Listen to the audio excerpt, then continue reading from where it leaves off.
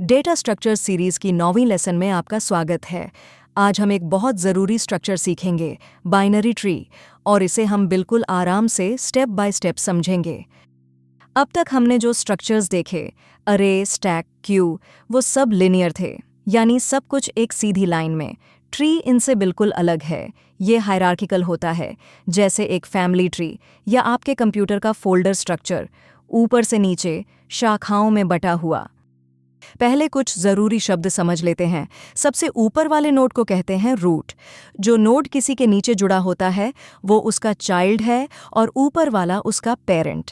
और जिन नोड्स के नीचे कोई चाइल्ड नहीं होता उन्हें लीफ कहते हैं। अब बाइनरी ट्री का मतलब समझिए। बाइनरी ट्री एक ऐसा ट्री है जिसमें हर नोड के ज़्यादा से ज़्यादा 2 चिल्ड्रन हो सकते हैं, सिर्फ 2, इसीलिए नाम है बाइनरी। एक बायां चाइल्ड जिसे लेफ्ट कहते हैं और एक दायां जिसे राइट। तो हर नोड में हमें 3 चीज़ें रखनी होंगी। पहला, डेटा यानी उसकी वैल्यू। दूसरा, एक लेफ्ट पॉइंटर जो बाएं चाइल्ड की तरफ इशारा करे। और तीसरा, एक राइट पॉइंटर जो दाएं चाइल्ड की तरफ इशारा करे। चलिए एक ट्री बनाते हैं। सबसे ऊपर रूट है 1, उसका बायां चाइल्ड है 2 और दायां चाइल्ड है 3। अब 2 के भी 2 चिल्ड्रन हैं, 4 बाएं और 5 दाएं। बस हमारा बाइनरी ट्री तैयार है। अब सबसे इंपॉर्टेंट हिस्सा, ट्री के सारे नोड्स को एक एक करके देखने को ट्रैवर्सल कहते हैं। इसके 3 तरीके हैं, प्री ऑर्डर, इन ऑर्डर और पोस्ट ऑर्डर। और इनमें फ़र्क सिर्फ एक बात का है, हम रूट को कब विजिट करते हैं, पहले, बीच में या सबसे बाद में। पहला तरीका, प्री ऑर्डर। इसका नियम है पहले रूट, फिर लेफ्ट, फिर राइट।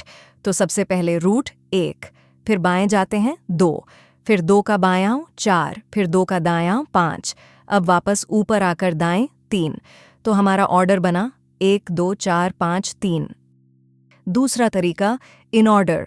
नियम है पहले लेफ्ट, फिर रूट, फिर राइट। यानी पहले जितना बाएं जा सकते हैं जाओ।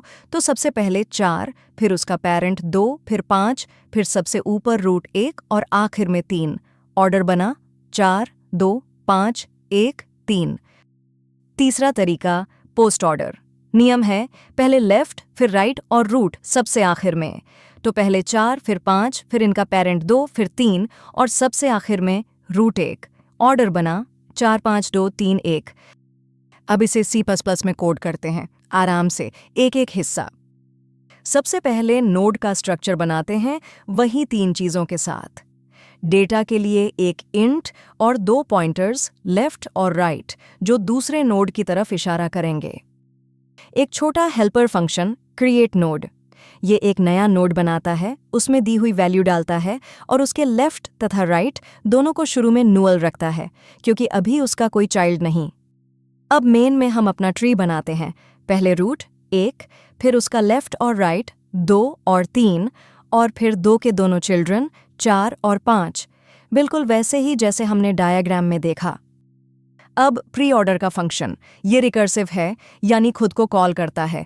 पहले एक चेक, अगर नोड नल है तो बस रिटर्न कर जाओ, वरना पहले इस नोड की वैल्यू प्रिंट करो, फिर लेफ्ट पर यही फंक्शन कॉल करो और फिर राइट पर, root left right. In order बस थोड़ा अलग है। यहाँ पहले लेफ्ट पर कॉल करते हैं, फिर वैल्यू प्रिंट करते हैं और फिर राइट पर कॉल, यानी प्रिंट बीच में आता है, लेफ्ट रूट राइट। और पोस्ट ऑर्डर में पहले लेफ्ट फिर राइट और प्रिंट सबसे आखिर में, लेफ्ट राइट रूट। एक बार प्री ऑर्डर को दिमाग में चला के देखिए। एक प्रिंट होता है, फिर लेफ्ट पर जाकर 2 प्रिंट, फिर 2 के लेफ्ट पर 4 प्रिंट। इसी तरह रिकर्जन धीरे धीरे पूरे ट्री को घूम जाती है। कोड चलाने पर हमें तीनों ट्रैवर्सल मिलते हैं, बिल्कुल वही जो हमने ऊपर हाथ से निकाले थे। तो ये था बाइनरी ट्री और उसके 3 ट्रैवर्सल्स। अगली लेसन में हम बाइनरी सर्च ट्री सीखेंगे। ऐसी ही आसान वीडियोस के लिए सब्सक्राइब करें।